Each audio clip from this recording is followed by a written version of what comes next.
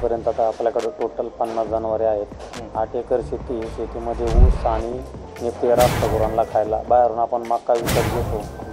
कधी वाडा आला तर वाडं घेतो. म्हणजे जसं मिळेल तसं आपण परचेस करत राहतो. मी स्वतः डॉक्टर असल्यामुळे माझे जे पैसे बाहेर जाणार होते व्हिजिटसाठी, मी बाहेरून दुसरा डॉक्टर बोलून जे काम करून घेणार होतो ते पैसे माझे पूर्ण वाचले. दुसरा घरचा डॉक्टर असल्यामुळे जनावर कमी प्रमाणात आजारी पडतात. अमूलचा दूध प्लॅन्ट आपल्याकडे आहे. अमूल डेअरी आहे. संकलनही करतो आपण. तर फॅन बसवलेले आहेत. लक्ष देखरेखीसाठी मी कॅमेरे बसवलेले, CCTV कॅमेरे. पाण्याचं व्यवस्थित नियोजन केलेलं आहे. लाईट गेली तर त्याचं जनरेटरचं नियोजन आहे की जनावरांना सुट्टी लेट मिळायला नको, पाणी लेट मिळायला नको, कोणत्या गोष्टी लेट नाही मिळाल्या पाहिजे. मित्रांनो नमस्कार, तुम्ही पाहताय ग्रेट महाराष्ट्र चॅनल. तर मंडळी मी आता आहे दौंड तालुक्यात, इथं दैठणे गावात आहे. तुम्ही इकडे बघू शकता गायी आहेत आणि इकडे म्हशी आहेत. तर म्हशीच्या गोट्यामध्ये आलो, गाई म्हशींच्या गोट्यामध्ये इथं आहे. तिथे डॉक्टर साहेबांचा जो गोटा आहे ते बघण्यासाठी आलो होतो आणि त्यांच्याकडून आपण मार्गदर्शन घेणार आहे. दुग्ध उत्पादक जे शेतकरी आहेत त्यांना कोणाला व्यवसाय करायचा त्यांच्यासाठी फायदेशीर हा व्हिडिओ ठरणार आहे. कारण आपण गाई जास्त परवडते का म्हैस जास्त परवडते हे तर बघणार आहोत. त्यांच्याकडून त्यांचा काय अनुभव आहे ते जाणून घेणार आहोत. तर हा व्हिडिओ तुम्ही पूर्णपणे बघा जेणेकरून तुम्हाला ह्या व्यवसायाविषयीची अधिक माहिती भेटेल. तर आपण आता त्यांच्या मुलाखतीला सुरुवात करूया. तर मुलाखत बघूया. शेतकरी मित्रांनो नमस्कार, तुम्ही पाहताय ग्रेट महाराष्ट्र. तर आपण नेहमीप्रमाणेच एक मुरा म्हशीचा गोठा आणि जिथं गायी आहेत तर आपण त्या गोट्यावर आलो आहे. तर आजचा व्हिडिओ खास होणार आहे कारण आपल्यासोबत डॉक्टर आहे, डॉक्टर साहेब आहेत आणि ते आपल्याला खूप इन्फॉर्मेशन पण देणार आहेत दुग्ध व्यवसायाविषयी. तर तुम्ही हा व्हिडिओ कंटिन्यू पहा. नमस्कार. नमस्कार. तुमचं नाव आणि पत्ता द्यायचं सांगा. मी मुक्काम पोस्ट दैठणे, तालुका दौंड, जिल्हा पुणे. दैठणे हे माझं गाव असून मी दैठणे गावात राहतो. आता किती ॲनिमल आहेत आपल्याकडे? माझ्याकडे टोटल 50 जनावर आहेत. आत्ता एक 27-28 गायी आणि एक 15 म्हशी आहेत. जे म्हशी आहेत कोणत्या जातीचे आहेत, गायी कोणत्या जाती? गायी माझ्याकडं ABS सिमेंटच्या तयार आहेत गायी. आता कालवडी तयार आहेत, गायी बी तयार आहेत. माझ्या गोठ्यामध्ये 28 लिटरचा हायेस्ट आहे गायीचा मिल्कचा. आणि म्हशी माझ्या ह्या सगळ्या हरियाणावरून आणलेल्या आहेत. जीनमधून घेतलेल्या म्हशी आहेत माझ्याकडे आता सध्याला. तर म्हशीची काय मिल्क कॅपॅसिटी काय आहे सध्या? म्हशीची 2 टायमाची आता माझ्याकडं पारडाला दूध देऊन माझ्याकडे 12-13 लिटरचं ॲव्हरेज निघतंय 2 टायमाचं मशीनमध्ये. 12-13? हां. आणि तुम्ही काय किमतीने घेतल्या होत्या? मी घेतल्या होत्या त्या 1 लाख ते 1 लाखापासून ते 1,20,000 पर्यंत मी घेतल्या होत्या म्हशी. किती दिवस झाले याला? म्हशी आणलेल्या मी आता जवळजवळ 1 वर्ष झालेलं आहे. आता तुम्ही त्याचा सांभाळ करता तर मग कसं इथं आल्यानंतर शेट केलं आणि तिथून तुम्ही कशा खरेदी केल्या का त्याच्याविषयी थोडी इन्फॉर्मेशन? तिथे गेल्याच्या नंतर मी असं सुमित पन्नू सरांकडे गेलतो. तिथे गेल्याच्या नंतर त्यांनी आम्हाला प्रत्येक ठिकाणी फिरवलं, म्हशी दाखवल्या, दूध काढून दाखवलं. दूध काढून दाखवल्याच्या नंतर आम्हाला जर म्हैस योग्य वाटली तरच आम्ही खरेदी केलेली आहे. योग्य नाही वाटली त्यांना नाही म्हणून सांगतो आम्ही डायरेक्ट. आम्हाला ते दुसरी म्हैस दाखवतात. एका म्हशीचं 3-3, 4-4 वेळा दूध काढून तेव्हाच ती म्हैस आम्ही सिलेक्ट करतो आणि घेतो. बरं. आता तुमचं डेअरी डिप्लोमा झालेला आहे तुम्ही सांगितलं. तर कसं काय ह्या व्यवसायाकडे वळाला आणि शेती किती आहे तुम्हाला? शेती मला 8 एकर आहे. माझ्याकडे पहिल्यांदा गोठा चालू केला त्यावेळेस 2च गायी होत्या. हळूहळू वाढवत गेलो. आत्तापर्यंत आता आपल्याकडे टोटल 50 जनावरे आहेत. 8 एकर शेती. शेतीमध्ये ऊस आणि पेर असतं गुरांना खायला. बाहेरून आपण मका विकत घेतो. कधी वाडा आला तर वाडं घेतो. म्हणजे जसं मिळेल तसं आपण परचेस करत राहतो. तुमच्या इथली जी शेती आहे प्रामुख्याने म्हणजे बागायती आहे ना? सगळ्यांची बागायती पट्टा आहे. तरी पण तुम्ही दुग्ध व्यवसायाकडे कसं काय वळाला? दुग्ध व्यवसायाकडं लहानपणापासून आवड. 2 गायी होत्या तेव्हापासून आवड. त्याच्यानंतर मग डोक्यात असं आलं की आपल्या दुधाला रेट नाही मिळत. बरोबर. रेट न मिळाल्यामुळं मग डेअरी टाकण्याचं डोक्यात घेतलं. मग अमूलचा दूध प्लॅन्ट आपल्याकडे आहे. अमूल डेअरी आहे. संकलनही करतो आपण. आपलं 2 टायमाचं कमीत कमी 4,000 लिटर दूध संकलन आहे. त्यात गाई आणि म्हशीचं दोन्ही दूध घेतो आपण. म्हशीला कमीत कमी 60 ते 65 रुपये रेट पडतो आपण. आणि आपण फिक्स रेटनेही दूध घेतो. 65 रुपये 60 रुपये रेट देतो आपण फिक्स रेटने फॅट एसएनएफवरती. किती फॅटला देतात? साधारणतः आपण 70 फॅटला 65 रुपये रेट देतो. अमूलचे जे दूध आहे ते म्हणजे घेण्याची त्यांची क्षमता आहे. दुधाला दर जास्त देतात मशीनला असं बघितलंय तर ते खरं आहे का? हो, अमूल डेअरीवाले फॅटवरती मशीनच्या दुधाला निश्चित दर जास्त देतात. आता आपल्या मशीनला कमीत कमी 66 रुपये रेट पडतो. कधी 66, कधी 70 असा रेट पडतो. तुम्हाला अनुदान मिळाले का सरकारतर्फे? हो, मिळालेलं आहे अनुदान. मशीनला नाही पण गायींना अनुदान जमा झालेलं आहे. हमी भाव किती असायला पाहिजे गाईंच्या आणि म्हशीच्या दुधाला तुमच्या मते? गाईच्या दुधाला कमीत कमी 3, 5, 8, 5, 35 रुपये रेट असायला हवा आणि म्हशीला आता 6 फॅट 9 फॅटला 48 रुपये. तर तो रेट फॅटनुसार 60-65च्या घरात जातो म्हशीचा. म्हशीला नाही पण गाईला कमीत कमी 3, 5, 8, 5 फॅटला 35 रुपये रेट द्यायला पाहिजे. म्हणजे सध्या बरेच तफावत आहे त्यामध्ये रेट? हा, तफावतमध्ये भरपूर फरक आहे. आता 3, 5, 8, 5 फॅटला 26.5 रुपये रेट आहे. कमीत कमी 10 रुपयाची तफावत आहे. आता सध्याला गायींचा धंदा तोट्यात आहे. मशीनमध्ये शिल्लक राहतात पैसे. म्हशीला कमीत कमी 60 रुपये 65 रुपये रेट पड़ता है. सुमित सर, तुम्हारे यहाँ कितना रेट मिलता है? हमारे उधर भी सर जैसे अपने महाराष्ट्र में ना कोई ऐसा ज़्यादा चेंज नहीं है, फैट के हिसाब से उधर है. जैसे 70 फैट है तो उसका लगभग ये मान के चलो 65 के आसपास उसका दूध का रेट लगता है. 65 के आसपास. 70 और 90 SNF ठीक है, पानी नहीं डालता तो उसका.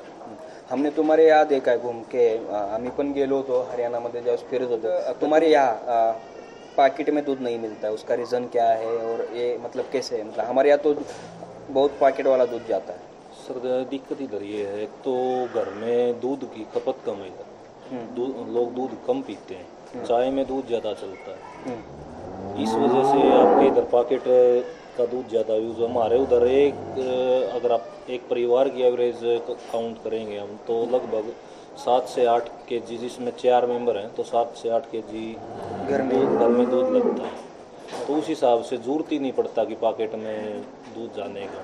मतलब सभी के सभी पूरा हरियाणा 90% हरियाणा. सिटी पे वाले लोग, सिटी भी हो चाहे गाँव हो, सब में 90% दूध वहीं के वहीं लग जाता है. जरूरत ही नहीं पड़ता कि उसको मूल डेयरी या कहीं पे देने. आता तुम्ही मला सांगा की आता सध्या जो खर्च होतोय परवडतोय का व्यवसाय? गायींमध्ये नाही परवडत सध्या. मशीनमध्ये परवडते. मशीनमध्ये पैसे शिल्लक राहतात. असे गायींना आणि म्हशींना आजारमध्ये काय डिफरन्स काय आहे? गायींमध्ये आजार भरपूर आहे आणि मशीनमध्ये आजार कमी प्रमाणे आजाराचा. आता म्हशीला एक साधारणपणे पहिल्या व्याताला किंवा एक व्यातामध्ये किती उत्पन्न देऊ शकते म्हशी? 3 ते 4 हजार लिटरपर्यंत देतात. पण पूर्ण 8 महिन्यापर्यंत जर त्यांनी व्यवस्थित दिलं तर तेवढं दूध आरामात देतात. त्याच्यासाठी 8 महिने कंटिन्यू दूध देण्यासाठी काय काळजी घ्यायला लागते? त्याला कसं सांभाळायला पाहिजे? त्यांचं पहिलं खायला प्यायला म्हणजे जे 2 टायमाचं फिडिंग असतं, तुमचं आंबवण असेल, मिनरल मिक्सरची पावडर असेल, त्याच्यानंतर वेळेत त्यांचं डिवर्मिंग असेल, नंतर माझावाल्यानंतर वेळेत लावणं, ह्या गोष्टींकडे जर लक्ष दिलं तर त्या कंटिन्युअसली तेवढं दूध देतात आपल्याला. आणि वर्षाला एक वेत मिळालं पाहिजे आपल्याला प्रत्येक जनावरापासून. मग आता तुम्ही म्हशींना सिमनसाठी किंवा ब्रीडिंगसाठी काय करताय? ब्रीडिंगसाठी मी EBHचं सिमेंट वापरतो. मशीन? हा, मशीनमध्ये रेदू नावाचा बुलेट तो वापरतो. आणि गायींमध्ये मी EBHचं ब्रेवो, फायर, ज्युपिटर, सेक्स सॉर्टेडमध्ये फायर असेल, स्ट्रायकर असेल, हे असं सिमेंट वापरतो मी गायींमध्ये सुद्धा. तर लोक काय म्हणतात की म्हशी कृत्रिमरित्या जर रिटर्न केलं तर त्या गाब जात नाहीत, तर तुमचं काय म्हणणं आहे? गाभण राहतात. तुमचं जर संगोपन जर व्यवस्थित असेल तर त्या 100% गाभण राहतात. त्यांचा गैरसमज आहे. तर त्यांना डेलीमध्ये कॅल्शियम फॉस्फरसची पावडर दिली गेली नाही तर त्या नाही राहत गाभण. मग कृत्रिमरित्याने गाभण राहतच नाहीत. ओके. असे त्याची काळजी व्यवस्थित घ्यायला लागेल. म्हणजे संगोपन जर तुम्ही व्यवस्थित केलं ना तर 100% कृत्रिमरित्याला रिझल्ट आहे. बरं, फीडिंगमध्ये आणि त्याचं कसं सांभाळता तुम्ही? खाद्य कधी कधी देता? त्याचं टायमिंग काय असतं? काय काय देता? सकाळचं 3-4ला काम चालू होतं गोठ्यात. 4ला आल्याच्या नंतर हे लोक पहिले शेण ओढून घेतात, शेण टाकून देतात. मग नंतर कुट्टे करतात, कुट्टे टाकतात. कुट्टे टाकल्याच्या नंतर मग आंबवान भुसा वगैरे सगळं टाकून देतात आणि मग दारात दूध काढायला बसतात त्यांच्या खाली. सकाळचं 4ला काम चालू होतं, संध्याकाळी 4ला काम चालू होतं. म्हणजे 12 तासाचं अंतर तुम्ही ठेवता? हो हो. किती कामगार आहेत मग? 2 कामगार आहेत माझ्याकडे आता सध्याला. त्यांना काय काय काम देतात? त्यांना पूर्ण गोठ्याचं काम. म्हणजे पूर्ण दूध काढून देणे, आयतं दूध मला कॅनमध्ये भरून देणे, एवढं काम असतं त्यांना. तुम्ही ह्या गोठ्यामध्ये आधुनिकता काय वापरली? आधुनिकता मी इथं फॅन बसवलेले आहेत. लक्ष देखरेखीसाठी मी कॅमेरे बसवलेले, CCTV कॅमेरे. पाण्याचं व्यवस्थित नियोजन केलेलं आहे. लाईट गेली तर त्याचं जनरेटरचं नियोजन आहे की जनावरांना कुट्टी लेट मिळायला नको, पाणी लेट मिळायला नको, कोणत्या गोष्टी लेट नाही मिळाल्या पाहिजे. तर समजा आज आपण जर कुट्टी जर समजा त्यांना 4 वाजता टाकत असू आणि ती जर कुट्टी 5 वाजता 5:30 वाजता टाकली 1.5 तासाचा डिफरन्स पडतो. 1.5 तासाच्या डिफरन्समुळे दुधात बी तफावत निर्माण होते. अंदाजे 1 लिटरपर्यंत येते का? 1 लिटरपर्यंत तफावत येते. साधारणतः 15 जनावरांमध्ये 10-12 लिटरची तफावत येते. त्यामुळे सगळ्या गोष्टी टायमात होण्यासाठी मी जनरेटरची बी सोय केलेली आहे. लाईट गेली तर आपल्याकडे बॅकअप जनरेटर आहे. आपलं कोणतंही काम अडून राहत नाही. त्यांचं पाणी पाजायचं काम, स्वच्छ धुवायचं काम, कुट्टी करायचं काम काही अडून राहत नाही. CCTV तुम्ही बसवलेत, तुम्हाला कुठून पण बघता येते? कुठून पण पाहू शकतो मी. माझ्या मोबाईलला अटॅच घरात बी अटॅच मी कुठून पण पाहू शकतो कोण काय करतंय, कोण काय करतंय. टोटल ह्या गोट्यासाठी तुम्हाला उभारणी करण्यासाठी सुरुवात कशी झाली आणि किती खर्च आला? लगेच एकदम केलं का? नाही, मी पहिल्यांदा बांधताना टप्प्याटप्प्यात पहिले हे एक शेड बांधलं, त्याच्यानंतर मग पलीकडचं शेड बांधलं आणि नंतर हे शेड बांधलं. एक 3 वर्षात मी एवढा टप्प्याटप्प्यात हळूहळू गोठा बांधायला सुरुवात केली. कंप्लीट झालं 3 वर्षात काम. ह्या व्यवसायाकडे तुम्ही सुरुवातीला वळताना ऑलरेडी तुम्ही ते शिकून आला होता, डिप्लोमा तुमचा झाला, तर अडचणी तरी पण काय काय आल्या आणि तुमच्या आता शिकून तुम्ही हा व्यवसाय करताय, तर त्यामध्ये तुम्हाला त्याचं काय हेल्प झाली? शिकण्याची हेल्प काय झाली डिप्लोमा झाला? मी स्वतः डॉक्टर असल्यामुळे माझे जे पैसे बाहेर जाणार होते व्हिजिटसाठी, मी बाहेरून दुसरा डॉक्टर बोलून जे काम करून घेणार होतो ते पैसे माझे पूर्ण वाचले. बरोबर. तो माझा एक बेनिफिट आहे. दुसरा घरचा डॉक्टर असल्यामुळे जनावरं कमी प्रमाणात आजारी पडतात, तो एक माझा बेनिफिट आहे. आणि जे यांचं वॅक्सिन असतं ते वेळच्या वेळी करतो मी. स्टँडर्ड कंपनीचं वॅक्सिन आणून वेळच्या वेळी केल्यामुळे मला शक्यतो जनावर आजारी पडत नाही, प्रमाण कमी आहे आजारी पडण्याचा. हा फायदा झाला मी स्वतः डॉक्टर असल्यामुळे. अडचणी काय आल्या सुरुवातीला? अडचणी सुरुवातीला अशा आल्या की ज्यावेळेस मी गोठा चालू केला त्यावेळेस गाया जास्त, दूध कमी, नाही का, असं व्हायचं. दमादमाने त्या गाया लागवड मी गाया घेताना स्वस्तात घेतल्या होत्या आणि स्वस्तात गाया घेऊन त्या लागवड करून त्या दुधा व्हायला मला 1-1.5 वर्ष गेलं. पण आता माझा सेटअप बऱ्यापैकी चांगला बसला, काय अडचण नाही.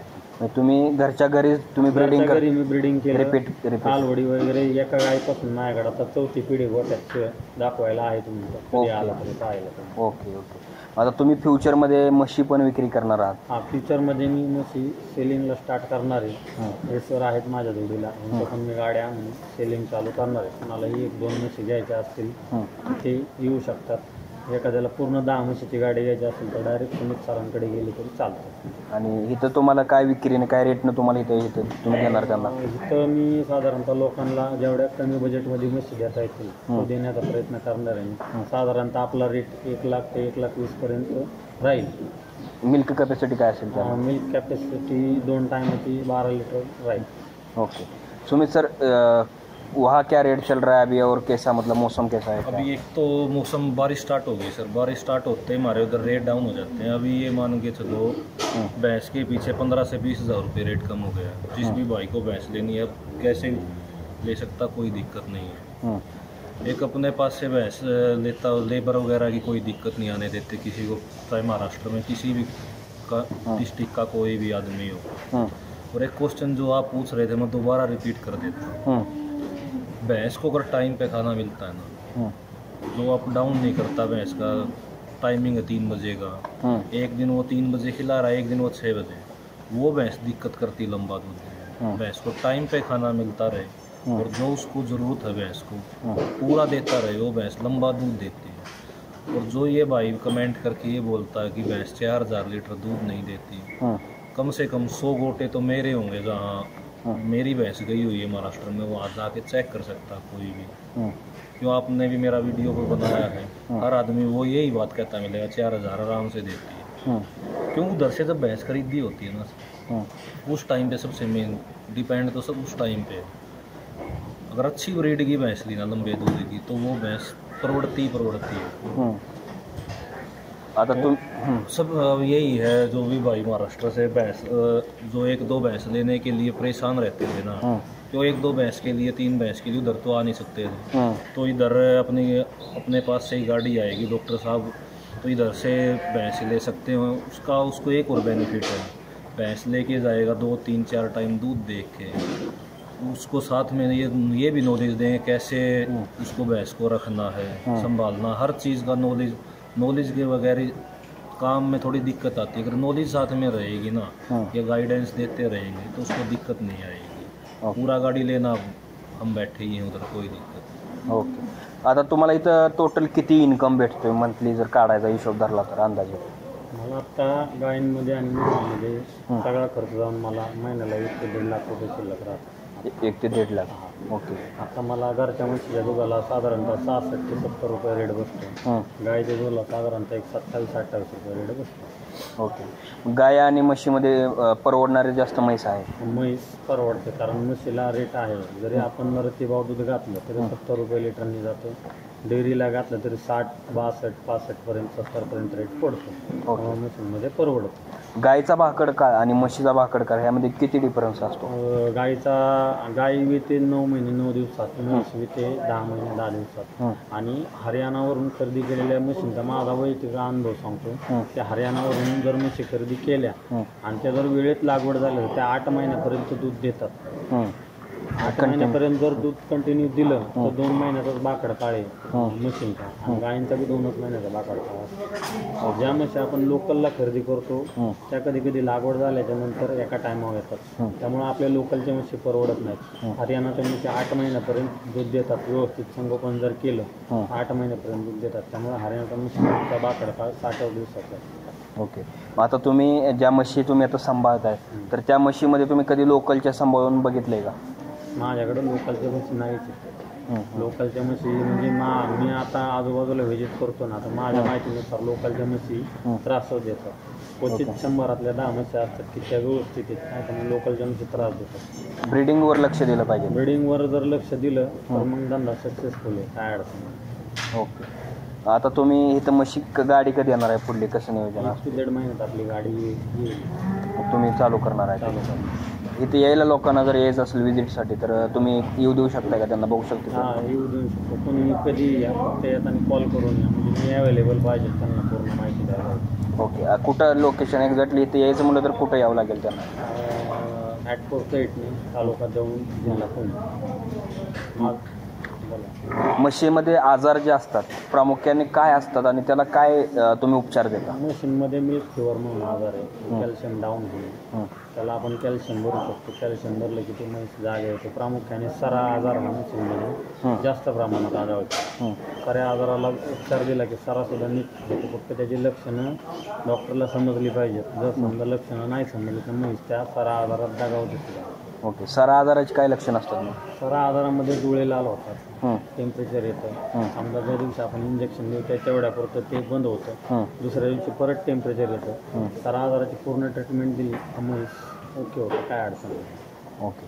आता तुम्ही इथं हे व्यवसाय सुरू केला होता त्यावेळेस तुम्हाला असं अडचणी ज्यावेळेस आल्या होत्या तर त्याला तुम्ही काय काय म्हणजे लोकांना काय काय सांगाल सल्ला की ह्या अडचणी येऊ शकतात आणि त्याला हे आपण उपाययोजना करू शकतो? लोकांचं पहिलं किंवा एखादा तरुण आहे आता त्याला जर डिप्लोमा करूनच त्याने या व्यवसायामध्ये यावं की सुरुवातीला कसं तुमचं? डिप्लोमा करून जरी नाही आला एखादा हा व्यवसाय तरी आधी त्याने अनुभव घ्यावा. 4 गोट्यांना व्हिजिट कराव्यात, नाही का, तोटे फायदे त्यांनी समजून घ्यावात आणि काम करण्याची स्वतःची तयारी पाहिजे.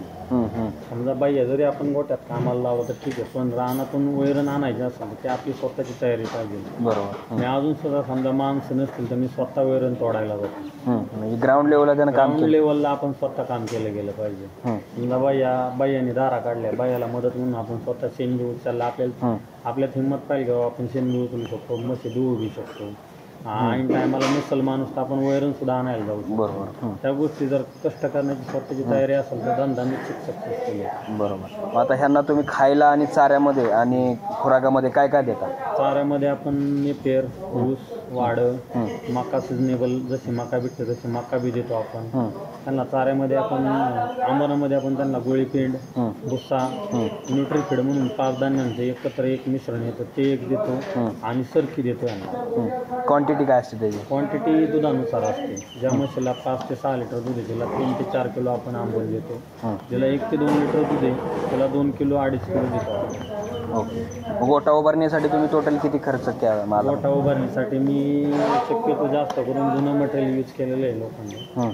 35 ते 40 रुपये किलोनी लोखंड आणून ते यूज केलेले आहे. फक्त गोट्याचा पत्रा आणि जे वरती चॅनल आहेत ते नवीन टाकले ना, तर ही गोट्याचे खांब काहीच्या ह्या जुन्या वस्तू आणून तयार केलेल्या आहेत. म्हणजे कमी बजेटमध्ये जर कसा गोटा तयार होईल तो पाहिलेला आहे. बरोबर.